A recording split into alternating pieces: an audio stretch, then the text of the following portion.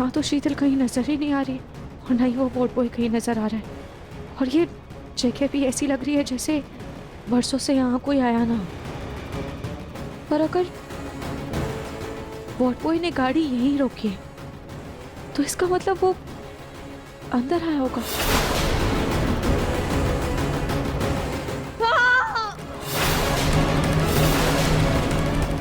ये आवाज कैसी थी?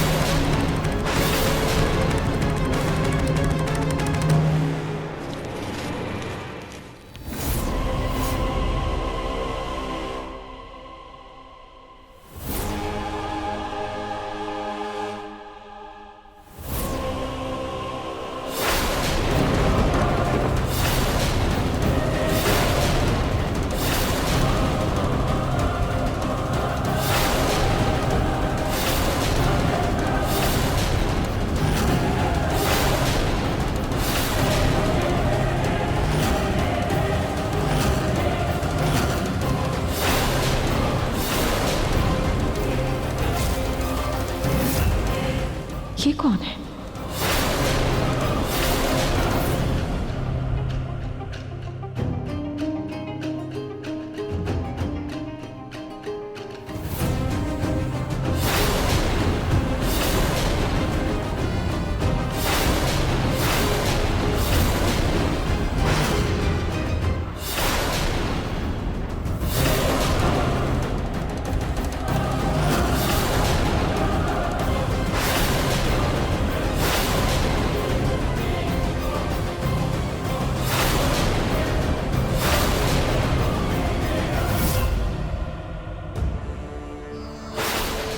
ये वीडियो देखिए, इस वैनिटी के पीछे शीशे में क्रीम कलर की साड़ी पहने दूसरी तस्वीर देखिए।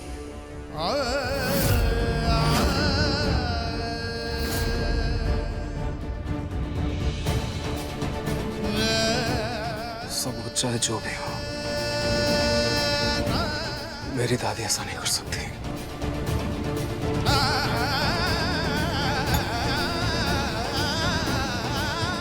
वो कभी किसी का खून नहीं कर सकती, किसी की जान नहीं ले सकती। वो मुझे ऐसे जेल जाते हुए कैसे देख सकती है? पॉसिबल ही नहीं है ये। वो ऐसा सोच भी कैसे सकती है? वो दादी भी कैसे शक कर सकती है? कैसे मान सकती है कि मेरी दादी असली गुनहगार है? क्या हो गया है रूही को? लेकिन अगर दादी नहीं है तो फिर कौन है? कौन है जो मुझे फंसाना चाहता है? काश मैं बाहर होता और सच का पता लगा सकता। रूही की मदद भी हो जाती है, लेकिन मैं चाहकर भी कुछ नहीं कर सकता। कुछ नहीं। पता नहीं रूही कहाँ होगी, क्या कर रही होगी। खाटू जी, प्लीज प्लीज रूही की मदद कीजिए। सच तक पहुंचने में, असली गुनहगार को ढूंढने में प्लीज उसकी मदद कीजिए, क्योंकि मैं यहां रहकर कुछ कर नहीं पा रहा हूं। प्लीज उसकी मदद कीजिए। लेकिन हाँ, इन सब में प्लीज उसे किसी मुसीबत में पड़ने मत दीजिए।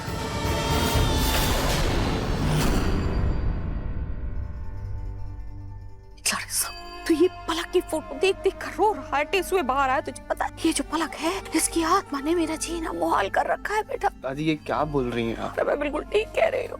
तुझे मालूम है मेरे साथ क्या हो रहा है? ये पलक है, इसका जो भूत है वो मुझे हर कहीं दिखता है, मेरे पीछे पीछे चलता है, मुझे डराता है। मेरा खाना पीना, सोना, उठना, बैठना सब कुछ जैसे खत्म, सब हो आपके यहाँ है? इसीलिए मैंने इतने बड़े डॉक्टर की अपॉइंटमेंट ली थी आपके लिए, लेकिन आपने ऐन वक्त पर उस अपॉइंटमेंट को कैंसिल करवा दिया। अब वो अपॉइंटमेंट हमें 1 हफ्ते के बाद ही मिलेगी। अब मैं आपको क्या बताऊं प्रतीक के पापा, दिक्कत मेरे दिमाग में नहीं बल्कि उस पलक में थी, तभी तो उसकी आत्मा मेरे पीछे पड़ी है। बेटा, मैं मानता हूँ कि पलक के जाने का दुख तुम्हें बहुत है, लेकिन किसी के भी जाने से दुनिया रुकती नहीं है। तुम्हें भी अब आगे बढ़ना पड़ेगा बेटा। वापस कामकाज पे लग जाओ, थोड़ा कामकाज में ध्यान रहेगा तो तुम्हारा ध्यान भी बटेगा। चलो उठो। एक मिनट प्रतीक के पापा, कहीं नहीं जाएगा मेरा लाडले साहब। आपको दिखाई नहीं दे रहा? आपको दिख नहीं रहा है कितना कितना मन में कष्ट है, कितना दुख है, कितना उदास है। ऐसे में कैसे मन लगा के बाहर का काम करेगा? कहीं नहीं जाएगा लाडले से, घर में रहेगा, मेरे साथ रहेगा मेरा लाडले साहब, है ना? सही कह रही है दादी आप। हाँ, मुझे जाना होगा। जाना होगा। मुझे पूरा यकीन है मेरी पलक मुझे कहीं छोड़कर जा ही नहीं सकती है। वो अभी भी वो तालाब के पास मेरा इंतजार कर रही होगी। दादू, तो मुझे जाना होगा उसको लाने के लिए ना, मुझे उसको जाना होगा। मैं पलक को लेके आता हूँ। लाडे साहब, लाडे साहब, बेटा रुक जा, सुन बेटा। अच्छा पूनम, बैंक का काम अभी भी बाकी है तो मुझे अर्जेंटली जाना पड़ेगा बैंक में। आगे आने वाले 2 दिन बैंक बंद रहेगा तो काम आज ही निपटाना पड़ेगा। आप संभालिए और थोड़ा आराम कीजिएगा। मैं आता हूँ थोड़ी देर में। जी। हे भगवान, भगवान, ये दादा पोते तो फिर से मुझे अकेला छोड़ के इस घर में चले गए। मैं इस घर में फिर से अकेली कहीं? नहीं नहीं नहीं नहीं नहीं नहीं, वो पलक का भूत तो नहीं आएगा। अब सब ठीक ही होगा। मैं किसी तरह से बिमला के घर चली जाती हूँ।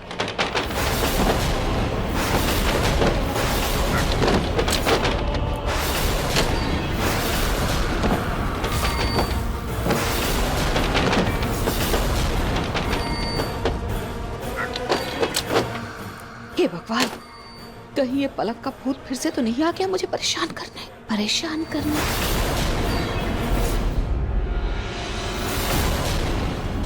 मुझे शीतल को बचाकर यहाँ से लेकर जाना होगा।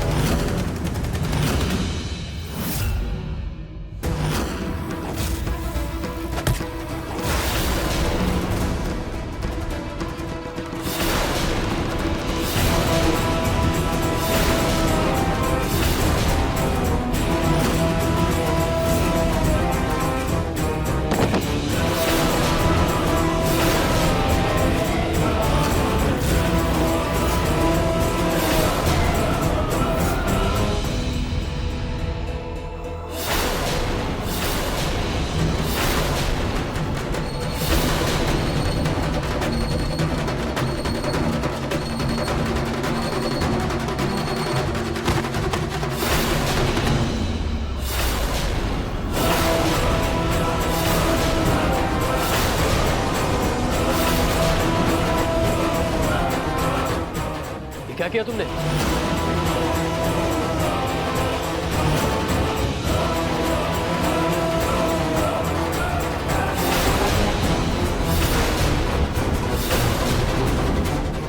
इसकी तो पल्स ही नहीं चल रही,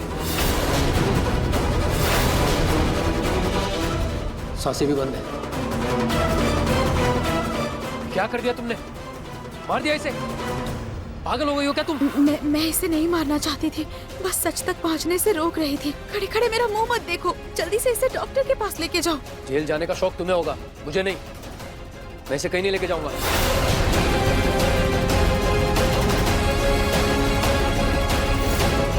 इसकी हालत देख के लग रहा है कि ये मर चुकी है।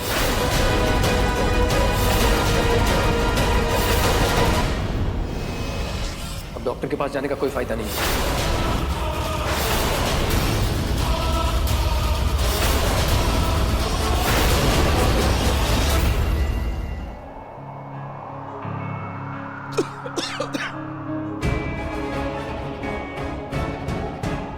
ये अचानक से तूफान कहां से आ गया?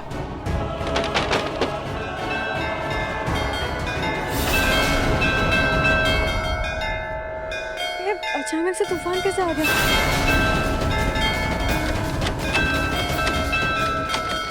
इस मौसम में ये तूफान कैसा? पता नहीं पापा जी, सुबह तक तो मौसम बिल्कुल ठीक था।